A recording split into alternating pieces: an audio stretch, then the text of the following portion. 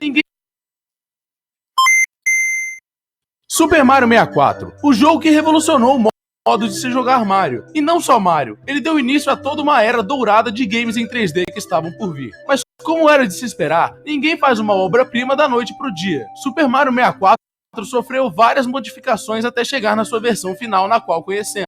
E por isso, neste vídeo, vou falar sobre as mudanças que o game sofreu até chegar na sua versão final. Ou seja, os aspectos que existiam na beta do tão aclamado Mario 64.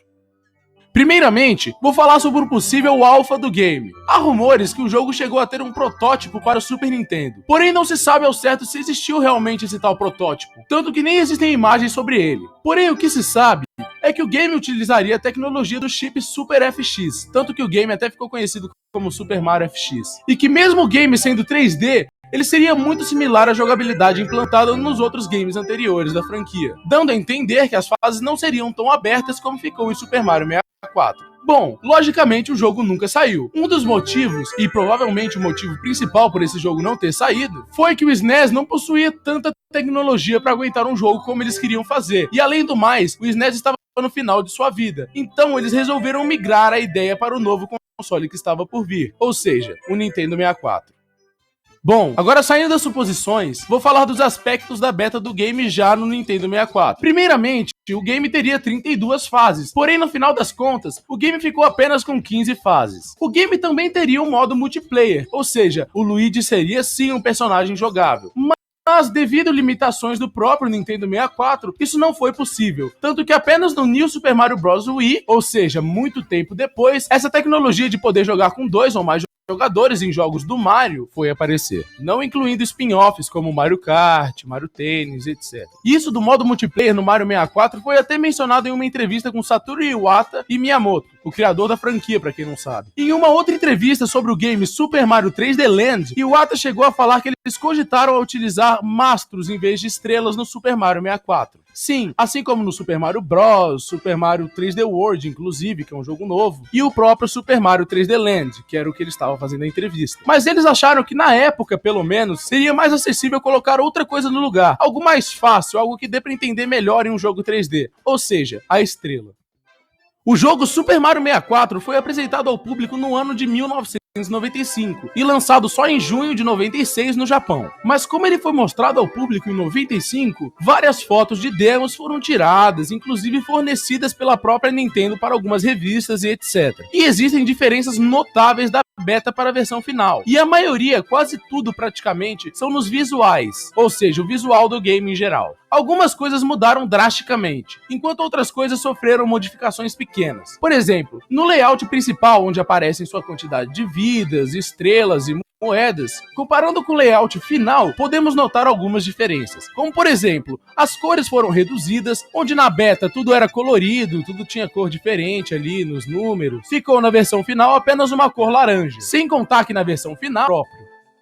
Bom, e como eu disse antes, muita coisa mudou no visual. Então o visual das fases é o que eu vou falar agora. Ouso dizer que nenhuma ficou igual como ela estava na beta. Como eu disse antes, algumas sofreram modificações pequenas, outras grandes. Como por exemplo, o estágio Rump Fortress, onde as texturas mudaram, o chão, a parede são notavelmente diferentes. O estágio Cool Cool Mountain, onde dá para notar uma diferença extrema de sua versão final. Como por exemplo, um pedaço da textura do castelo ali, o chão está completamente diferente, inclusive o pinguim está diferente também. É praticamente outro lugar. Inclusive, outro lugar que ficou totalmente diferente na sua versão final foi o castelo.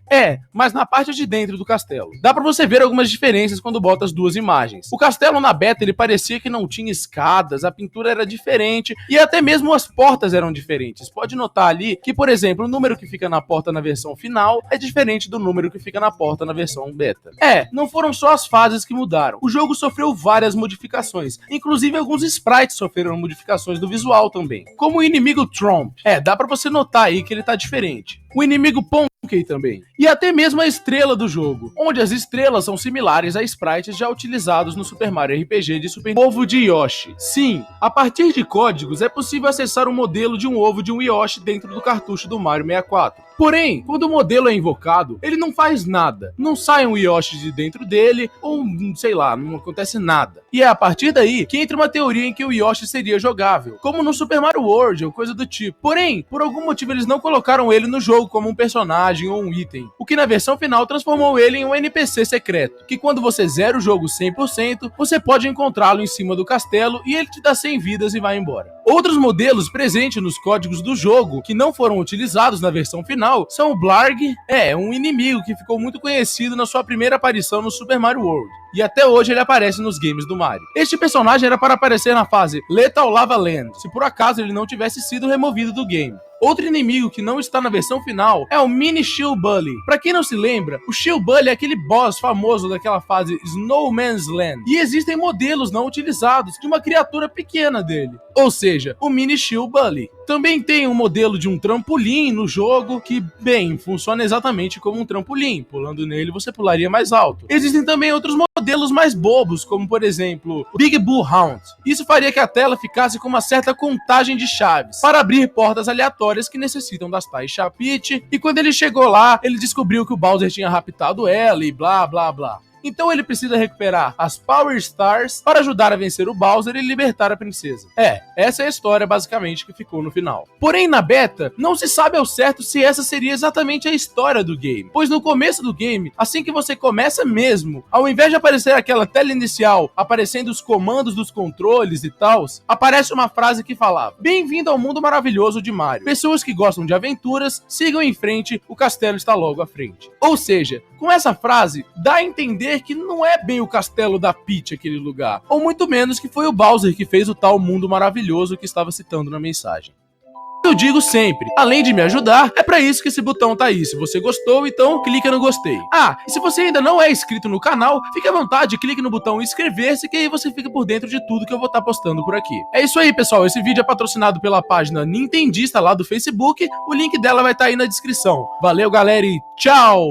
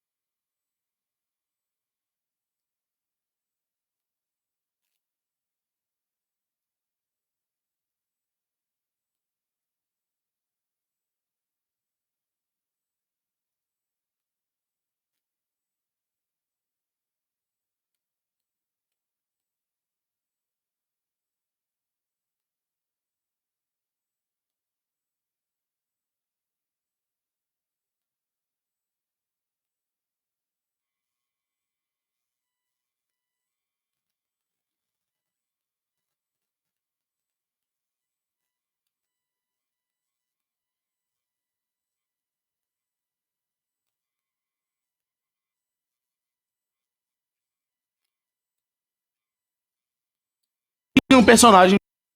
Vou falar dos aspectos da beta do game já no Nintendo 64. Primeiramente, o game teria 32 fases, porém no final das contas, o game ficou apenas com 15 fases. O game também teria um modo multiplayer, ou seja, o Luigi seria sim um personagem jogável, mas devido a limitações do próprio Nintendo 64, isso não foi possível, tanto que apenas no New Super Mario Bros. Wii, ou seja, muito tempo depois, essa tecnologia de poder jogar com 2 ou mais jogadores em jogos do Mario foi aparecer, não incluindo spin-offs como Mario Kart, Mario Tennis, etc. Isso do modo multiplayer no Mario 64 foi até mencionado em uma entrevista com Satoru Iwata e Miyamoto, o criador da franquia, pra quem não sabe. Em uma outra entrevista sobre o game Super Mario 3D Land, Iwata chegou a falar que eles cogitaram a utilizar mastros em vez de estrelas no Super Mario 64. Sim, assim como no Super Mario Bros, Super Mario 3D World, inclusive, que é um jogo novo, e o próprio Super Mario 3D Land, que era o que ele estava fazendo na entrevista. Mas eles acharam que na época, pelo menos, seria mais acessível colocar outra coisa no lugar, algo mais fácil, algo que dê pra entender melhor em um jogo 3D, ou seja, a estrela.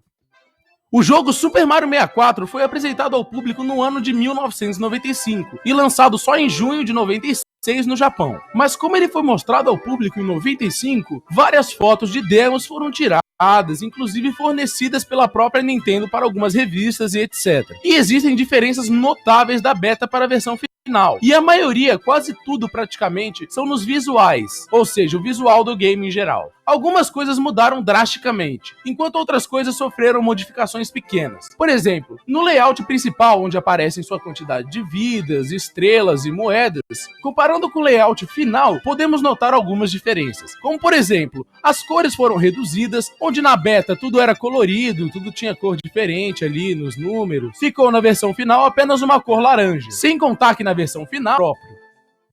Bom, e como eu disse antes, muita coisa mudou no visual. Então o visual das fases é o que eu vou falar agora. Ouso dizer que nenhuma ficou igual como ela estava na beta. Como eu disse antes, algumas sofreram modificações pequenas, outras grandes. Como por exemplo, o estágio Rump Fortress, onde as texturas mudaram, o chão, a parede são notavelmente diferentes. O estágio Cool Cool Mountain, onde dá pra notar uma diferença extrema de sua versão final. Como por exemplo, um pedaço da textura do castelo ali, o chão está completamente diferente, inclusive o pinguim está diferente também. É praticamente outro lugar. Inclusive, outro lugar que ficou totalmente diferente na sua versão final foi o castelo. Mas na parte de dentro do castelo. Dá pra você ver algumas diferenças quando bota as duas imagens. O castelo na beta, ele parecia que não tinha escadas, a pintura era diferente e até mesmo as portas eram diferentes. Pode notar ali que, por exemplo, o número que fica na porta na versão final é diferente do número que fica na porta na versão beta. Não foram só as fases que mudaram. O jogo sofreu várias modificações, inclusive alguns sprites sofreram modificações do visual também, como o inimigo Tromp. Dá pra você notar aí que ele tá diferente. O inimigo Ponkey também. E até mesmo a estrela do jogo, onde as estrelas são similares a sprites já utilizados no Super Mario RPG de Super Nintendo. Ovo de Yoshi. Sim, a partir de códigos é possível acessar o modelo de um ovo de um Yoshi dentro do cartucho do Mario 64. Porém, quando o modelo é invocado, ele não faz nada.